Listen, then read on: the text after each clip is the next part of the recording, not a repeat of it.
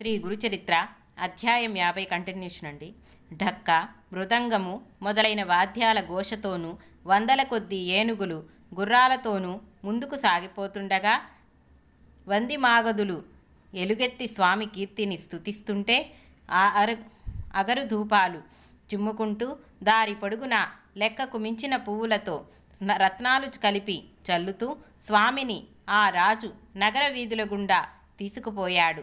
చివరకు పల్లకిని రాజభవనం వద్ద దింపించి అందము స్వచ్ఛము అయిన కొత్త వస్త్రాలు పరిచిన దారి వెంట స్వామిని లోపలికి తీసుకుపోయి స్వర్ణ సింహాసనం మీద కూర్చుండబెట్టాడు. తర్వాత రాజు ఆయనకు సాష్టాంగ నమస్కారం చేసి ఒక వింజామరతో ఆయనకు వీస్తూ ఒక పక్కన నుంచున్నాడు. అప్పుడు ఆ రాజు తన రాణులు, అంతఃకాంతలు, రాజకుమారులు, కుమార్తెలను రప్పించి వారి చేత స్వామికి పాదపూజ చేయించాడు. చివరకు అతడు, స్వామి, నేను జన్మతః హీనుడనైన తమ కృప వలన ఈనాటికి కృతార్థుడయ్యాను. నేను కోరుకున్నవన్నీ నెరవేరాయి అని చెప్పి నమస్కరించాడు.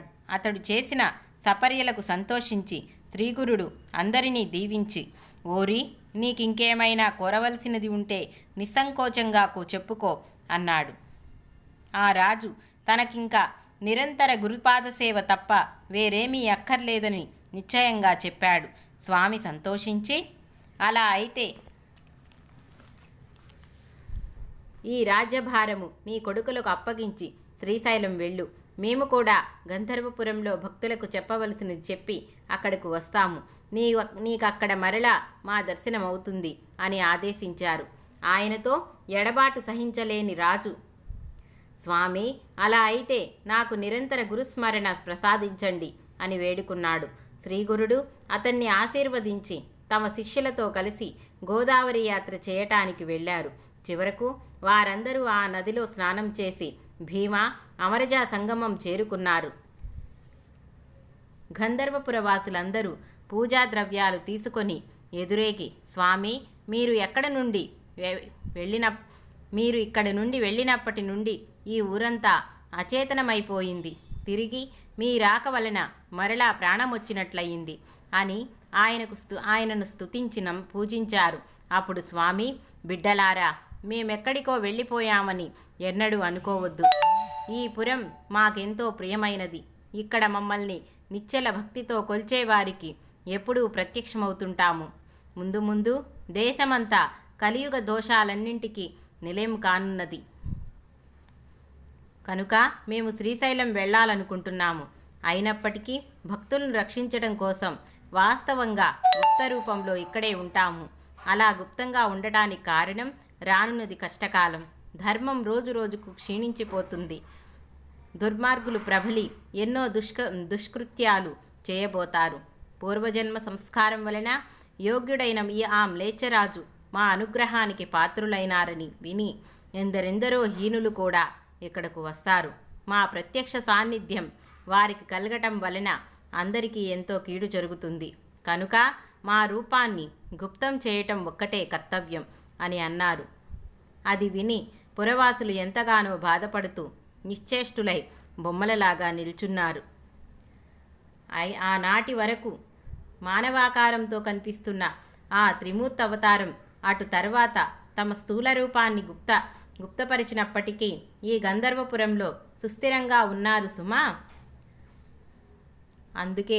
అందుకు నేనే సాక్షిని. నేటికి ఈ గంధర్వ నగరంలో ఆయనను విశ్వాసంతో భజించిన వారి కోరికలు తీరుతాయి.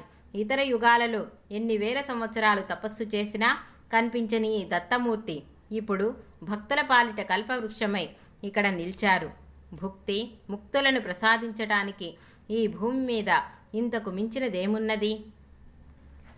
శ్రీ దత్తాయ గురవే నమః. శ్రీ శ్రీపాద శ్రీవల్లభాయ నమః. శ్రీ నృసింహ సరస్వత్యై నమః.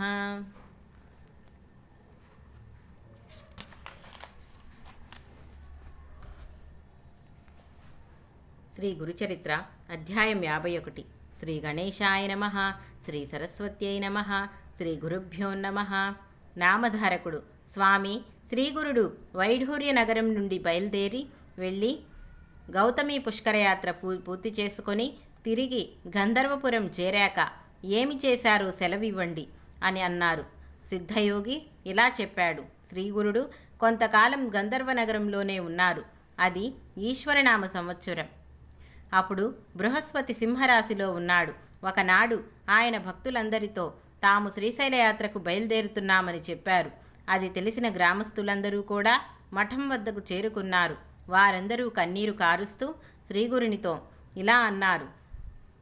స్వామి, మీరిప్పుడు శ్రీశైలయాత్రకు వెళ్ళవలసిన అవసరమేమిటి?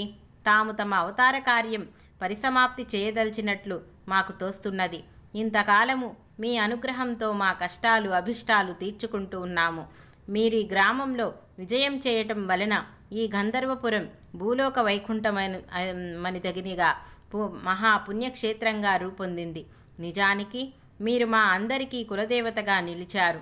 మేము అగ్నులము, దీనులము. మాకు మీరు తప్ప వేరు దిక్కు లేదు.